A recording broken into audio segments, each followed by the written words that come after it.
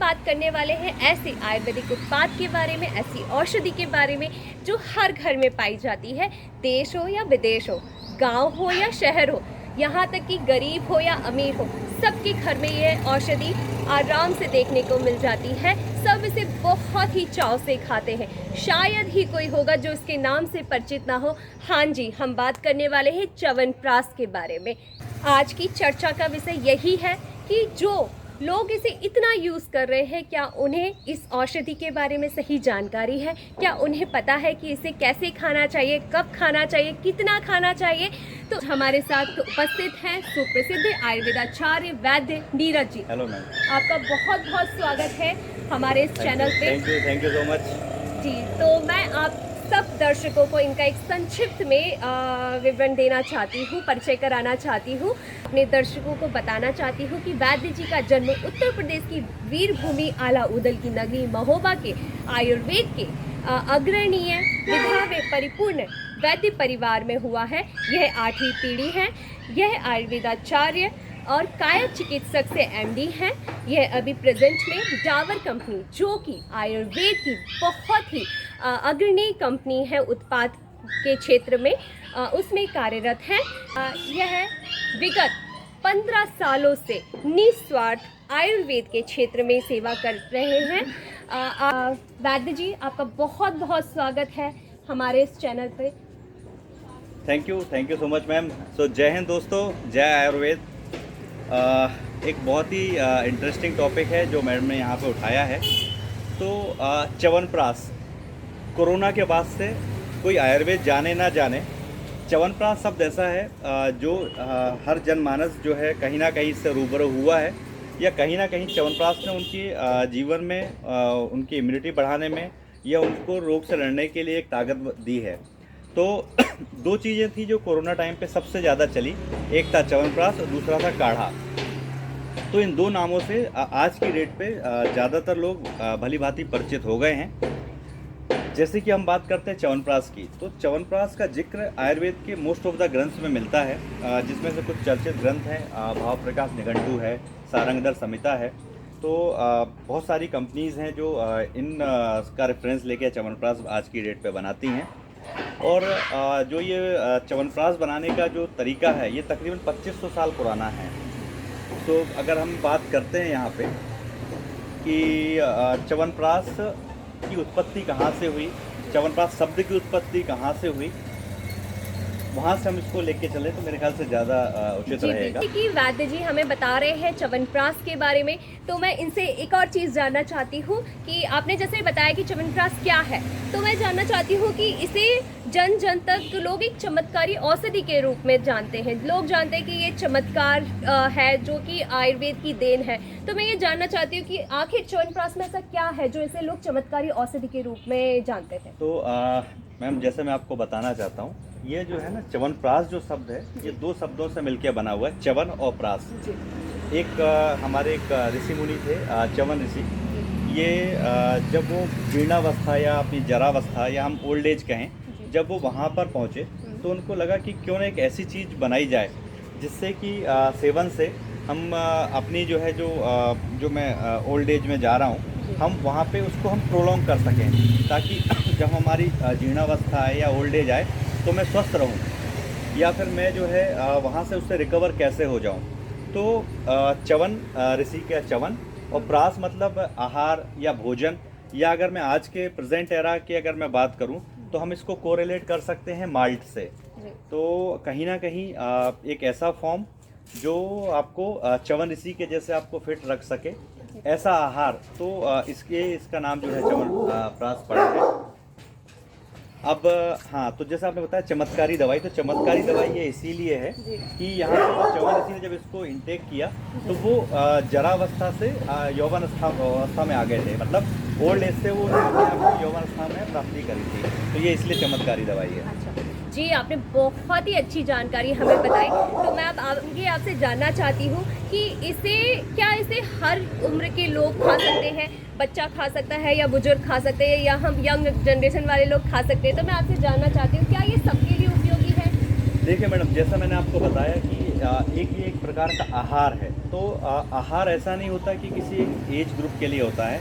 आहार होता है जहाँ पे इसको बच्चे भी इंटेक कर सकें, इसको महिलाएं भी ले सकें, पुरुष ले सकें, ओल्ड एज ग्रुप के ले सकें। तो ये करीब 2500 साल, जैसा मैंने आपको बताया कि 25 साल पुराना ये फार्मूला है और तकरीबन 42 प्रकार की जड़ी बूटियों से मिलके बनता है। यहाँ पे जो इसके जो मेन हर्ब्स हैं, मोस्ट ऑफ द लोग बाग इसको भी जानते भी हैं, पर फिर भी मैं बताना चाहता हूँ कि इसके अंदर आंवला है, अश्वगंधा है, बला है, शतावरी है, यष्टि मधु है, जीवंती है, द्राक्षा है, हरीतकी है, गुड़ची है। तो ये कुछ हर्ब्स हैं जो आज की डेट पे हर भारतीय लगभग जानता है और इनका यूज़ भी जानता है, इनके प्रभाव भी जानता है। तो ऐसी करीब 42 हर्ब्स से मिलकर ये बना हुआ है। ये वीडियो हम लोग शूट कर रहे हैं, तो वहाँ पे आप देखेंगे कि कोरोना का प्रभाव अभी तक हमारे इंडिया से गया नहीं है और कहीं ना कहीं चौथी जो लहर है उसकी हम लोग बात यहाँ पे कर रहे हैं। तो हमें च्यवनप्राश का सेवन बंद नहीं करना है, क्योंकि बहुत सारी रिसर्चेज आज की डेट पे ऐसा बोल रही हैं कि जिन लोगों ने च्यवनप्राश इंटेक किया था, कई सारे शहरों में बहुत सारे क्लिनिकल ट्रायल्स हुए हैं च्यवनप्राश के ऊपर। तो जिन लोगों ने च्यवनप्राश का सेवन किया था, वहाँ पे आपने देखा होगा कि च्यवनप्राश के सेवन करने वाले लोग एक तो बीमार नहीं पड़े, अगर बीमार पड़े तो उनकी रिकवरी जल्दी हो गई, या उनको कोई सेकेंडरी इन्फेक्शन जैसे कि कहीं पे श्वसन प्रणाली खराब हो गई किसी की, या किसी को सेकेंडरी और इन्फेक्शन देखने को मिले, तो वो या तो थे ही नहीं और थे भी तो बड़े नॉमिनल फॉर्म में वो निकल गए और लोग बाग उससे रिकवर जल्दी कर गए। तो कहीं ना कहीं च्यवनप्राश इम्यूनिटी को, हमारी इम्यूनिटी को बढ़ाता है। तो जो सांस संबंधी जो बीमारियाँ हैं उनमें कहीं ना कहीं मदद करता है। बार बार जैसे बच्चों में जहाँ पे माताएं बहनें बोलती हैं कि जो हमारे बच्चे बार बार कफ एंड कोल्ड के शिकार ज़्यादा हो जाते हैं, मैं उनसे कहना चाहता हूँ कि आप च्यवनप्राश का सेवन अपने बच्चों को ज़रूर कराएं, क्योंकि ये जो है उनको इम्यूनिटी देता है, उनको लड़ने की ताकत देता है वायरस और बैक्टीरिया, जो खासतौर पे कफ एंड कोल्ड के बैक्टीरिया वायरस हैं उनके अगेंस्ट में। इसके बाद बहुत सारी माताएं बहनें आती हैं कि उनके बच्चों को एकाग्रता नहीं है, पढ़ाई में मन नहीं लगता, दिन भर जो है दूसरे काम में रहते हैं। तो ये इसके अंदर आंवला है, ब्राह्मी है, जो कहीं ना कहीं हेल्प करती है आपके दिमाग को स्वस्थ रखने के लिए, सक्रिय रखने के लिए और एकाग्र रखने के लिए।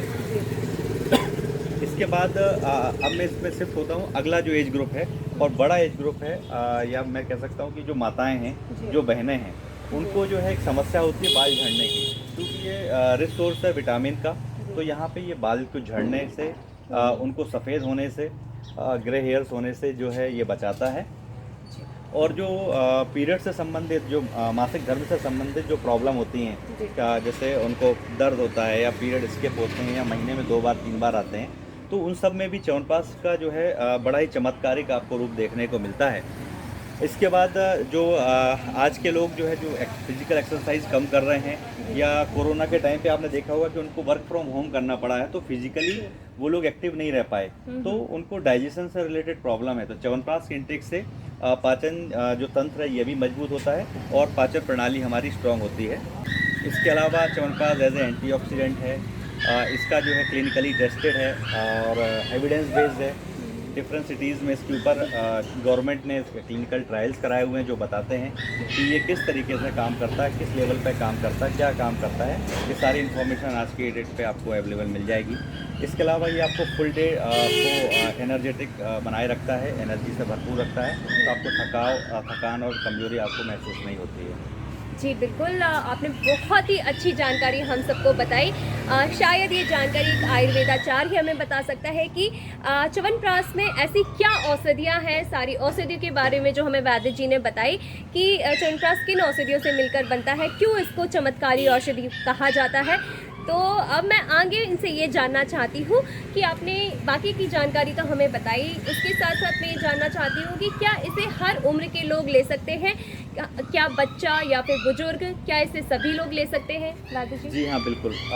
अगर आप देखेंगे तो ये बच्चों से लेके, महिलाओं से लेके, पुरुषों के बीच में या ओल्ड एज ग्रुप के सभी लोग इसको इंटेक कर सकते हैं। खासतौर पे लिए बच्चों के लिए जो इसकी डोज है 1 टीस्पून है, इसको लेना है, विथ मिल्क लीजिए तो आपको ज़्यादा अच्छे रिजल्ट मिलेंगे। पर एज ए मेडिसिनल वैल्यू अगर आप कफ एंड कोल्ड में ले रहे हैं तो आप इसको गर्म पानी से भी ले सकते हैं। इसके अलावा खासतौर पर अगर बच्चों को स्वाद का इशू है तो आप इसको हनी के साथ भी इंटेक कर सकते हैं। पुरुषों के लिए खासतौर पे और महिलाओं के लिए जो एडल्ट एज है वहाँ पे इसको कम से कम 10 ग्राम लेना ही लेना है। और बीडी डोज में अगर आप सेवन करते हैं तो आपको ऑप्टिमम बेनिफिट मिलेगा। और प्रातःकाल इसको अगर आप लेते हैं तो आपको सबसे अच्छे रिजल्ट आपको यहाँ पे देखने को मिलते हैं। जी, हमें इतनी उपयोगी जानकारी बताई है, तो कैसे हम आज जो कोविड का वक्त चल रहा है, कोविड काल चल रहा है, तो हम उसकी चर्चा ना करें।